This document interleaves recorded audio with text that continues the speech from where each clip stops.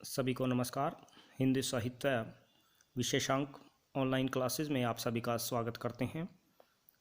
जैसा कि आप जानते हैं, नेट परीक्षा हो या डीएसएसबी बोर्ड से पीजीटी और टीजीटी की तैयारी करने वाले छात्र छात्राओं को विशेष तैयारी की आवश्यकता है।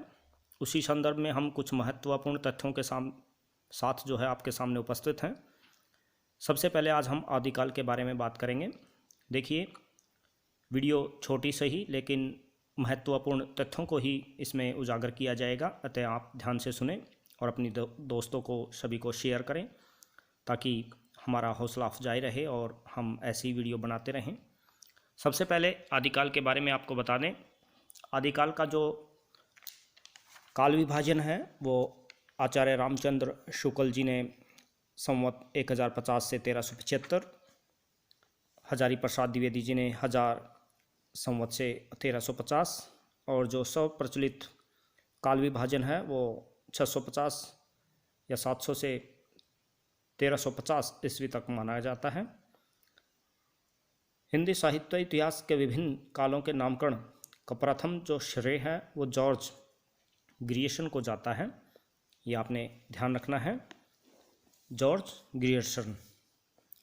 हिंदी साहित्य इतिहास के आरंभिक काल के नामकरण का प्रश्न जो है विवादास्पद है, यानी बहुत से नाम आदिकाल को दिए गए।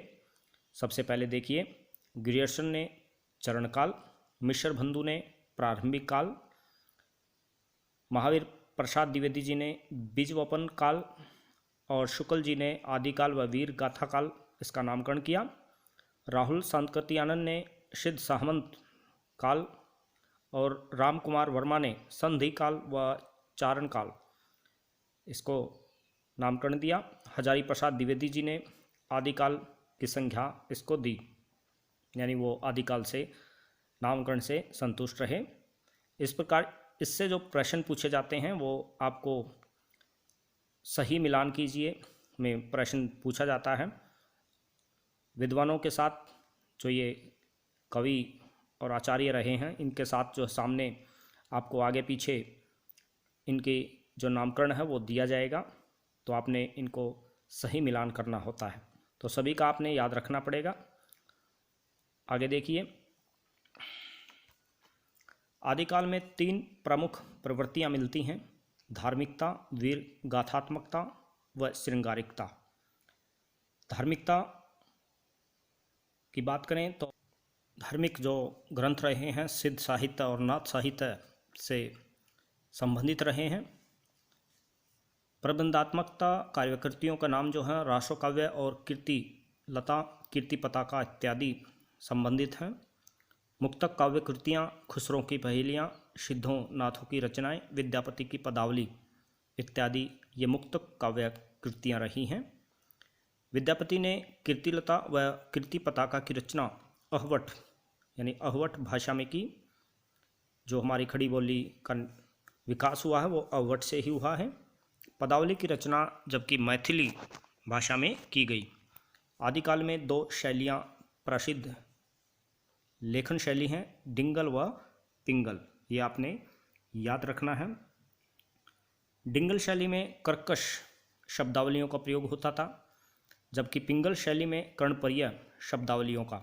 यह प्रश्न पूछा गया था। कर्णप्रिय शब्दावली यानी जो सुंदर संवाद होते थे वो कौन सी शैली में पाए जाते हैं, तो पिंगल शैली में ऐसे संवाद किए गए हैं, ये आपने याद रखना है। कर्कश शब्दावली के कारण डिंगल शैली अलोकप्रिय हो गई और जबकि कर्णप्रिय शब्दावलियों के कारण जो है पिंगल शैली लोकप्रिय होती चली गई। आगे चलकर इसको ही ब्रज भाषा का नाम दिया गया, ये आप याद रखेंगे। कथानक रूढ़ी, मोटिफ जिसको कहा जाता है, एक प्रकार का प्रतीक होता है जिसके साथ एक पूरी की पूरी कथा जुड़ी होती है। अपभ्रंश में 15 मात्राओं का एक चौपाई छंद मिलता है, याद रखें। हिंदी ने चौपाई में एक मात्रा बढ़ाकर चौपाई छंद को जो है अपनाया, जिसमें 16 मात्राएं होती हैं। आदिकाल में आल्हा छंद 31 मात्राओं का जो होता था वो बहुत ही प्रचलित रहा। यह वीर रस का बड़ा ही लोकप्रिय छंद रहा। या आदिकाल में आल्हा छंद। 31 मात्राएं इसमें प्रयोग की जाती थी। इसके साथ साथ आदिकाल में प्रमुख जो छंद रहे हैं दोहा, रासा, तोमर, नाराज, प्रसिद्धि, पंचटिका और अरलिल आदि छंदों का प्रयोग देखने को मिलता है। चौपाई के साथ दोहा अगर रख दिया जाए, इस पद्धति को कड़वक कहा जाता था। कड़वक का प्रयोग आगे चलकर भक्ति काल में जायसी और तुलसी ने किया, यानी दोहा और चौपाई को एक साथ रखना कड़वक कहलाता था और जायसी और तुलसी ने इनका प्रयोग किया। अमीर खुसरो को हिंदी इस्लामी समन्वित संस्कृति का प्रथम प्रतिनिधि कवि कहा जाता है, क्योंकि इन्होंने हिंदी और इस्लाम से संबंधित संस्कृति दोनों को एक साथ समन्वित किया।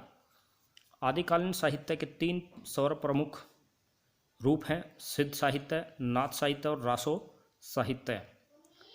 सिद्धों द्वारा जनभाषा में लिखित साहित्य को सिद्ध साहित्य कहा जाता है। याद रखें, सिद्धों द्वारा जनभाषा में जो लिखित साहित्य है वो सिद्ध साहित्य कहा जाता था।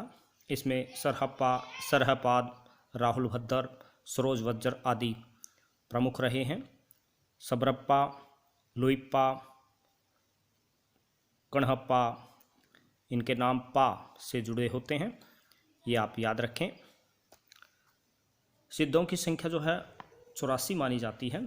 तांत्रिक क्रियाओं में आस्था व मंत्र द्वारा सिद्धि चाहने के कारण इन्हें सिद्ध कहा जाता था, यानी तंत्र मंत्र को ज़्यादा महत्व देते थे।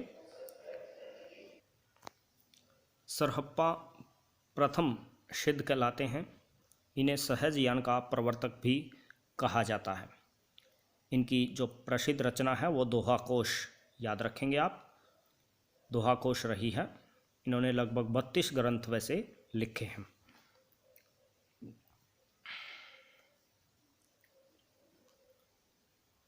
सिद्ध साहित्य की जो भाषा थी उसको अपभ्रंश व हिंदी के संधि काल की भाषा मानी जाती है। इसे इसलिए संध्या या संध्या भाषा भी कहा जाता है। 10वीं सदी के अंत में शैव धर्म एक नए रूप में आरंभ हुआ, जिसे योगिनी काल, मार्ग व नाथ पंथ या हठ योग कहा जाता है। इसका उदय बौद्ध सिद्धों की वाम मार्गी भोग प्रधान योग धारा की प्रतिक्रिया के रूप में हुआ था, यानी भोग प्रधान धर्म के साथ वो योग धारा के साथ जोड़ते रहे।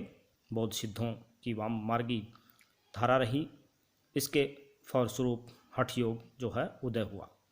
अनुश्रुति के अनुसार नाथों की संख्या जो है 9 मानी जाती है। आदिनाथ शिव, जलंधरनाथ, मच्छंद्रनाथ, गोरखनाथ, गैनीनाथ, निवृत्तिनाथ आदि, लेकिन नाथ साहित्य के प्रवर्तक जो हैं गोरखनाथ ही माने जाते हैं।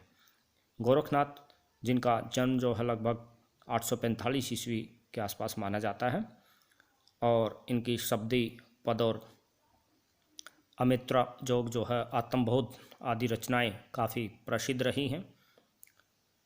बौद्ध सिद्धों की वाणी में पूर्वीपन का पुट है, तो शैव नाथों की वाणी में पश्चिमीपन का पुट माना जाता है, ये आप याद रखें। रासो शब्द की व्युत्पत्ति को लेकर विद्वानों में मतभेद रहे हैं कि रासो जो शब्द है वो कहाँ से उपजा। यह मुख्यतः 3 वर्गों में बांटा जाता है। रासो काव्य, वीर गाथात्मक रासो काव्य, जिसमें पृथ्वीराज रासो, हम्मीर रासो, कुमाण रासो, परमाल रासो, विजयपाल रासो आदि। उसके बाद श्रृंगारप्रक रासो काव्य, विशलदेव रासो, संदेश रासक और मुंज रासो श्रृंगारप्रक रासो काव्य धारा में आते हैं। धार्मिक और उपदेशमूलक रासो काव्य तीसरे प्रकार का था। इसमें उपदेश रसायन रास, चंदन बाला रास, स्थूलबुद्धि रास, बरतेश्वर बाहुबली रास आदि प्रसिद्ध रचनाएं रही हैं। पृथ्वीराज रासो के बारे में प्रश्न कई बार पूछे जाते हैं। पृथ्वीराज रासो जो चंद्रबरदाई जिनके लेखक रहे हैं, रासो काव्य परंपरा का प्रतिनिधि व सर्वश्रेष्ठ ग्रंथ रहा है। आदिकाल का यह सर्वश्रेष्ठ प्रसिद्ध ग्रंथ काव्य रूप प्रबंध, रस, वीर और श्रृंगार इसमें प्रमुख रहे हैं। वीर और श्रृंगार रस रहे हैं। अलंकारों की बात करें, अनुप्रास, यमक, चंद्रबरगाई के जो प्रिय अलंकार थे। विविध छंद लगभग 68 छंद जो हैं इसमें देखने को मिलते हैं। औज और माधुर्य गुण की प्रबलता, भाषा राजस्थानी मिश्रित ब्रज भाषा और शैली पिंगल शैली इसमें प्रयोग की गई है। ये प्रश्न कई बार पूछ लिए जाते हैं। पृथ्वीराज रासो में चौहान शासक पृथ्वीराज के अनेक युद्धों और विवाहों का सजीव चित्रण मिलता है। हालांकि यह जो ग्रंथ है वह अर्ध प्रमाणिक माना जाता है। इसकी प्रमाणिकता पर कई बार सवाल जो है उठ चुके हैं। ऐसे ही परमाल रासो मूल रूप से उपलब्ध नहीं है, लेकिन इसका एक अंश उपलब्ध है जिसे आल्हाखंड कहा जाता है। इसका छंद आल्हा या वीर के नाम से प्रसिद्ध हुआ। इसके बाद संदेश राशक अब्दुल रहमान का वीर काव्य खंड है। रासो काव्य की कुछ विशेषताएं आप ध्यान रखें। ऐतिहासिकता, कल्पना का सम्मिश्रण इसमें होता है। प्रशस्ति काव्य यानी प्रशंसा इसमें खूब की जाती है अपने जो आश्रय दाता रहे हैं कवियों के। युद्ध व प्रेम का सजीव वर्णन, वैविध्यपूर्ण भाषा, डिंगल और पिंगल शैली का प्रयोग, छंदों का बहुमुखी प्रयोग इसमें देखने को मिलता है। इसके साथ विद्यापति जिनका नाम अभिनव जयदेव भी प्रसिद्ध है, बाद में मैथिल कोकिल इनको कहा जाता था।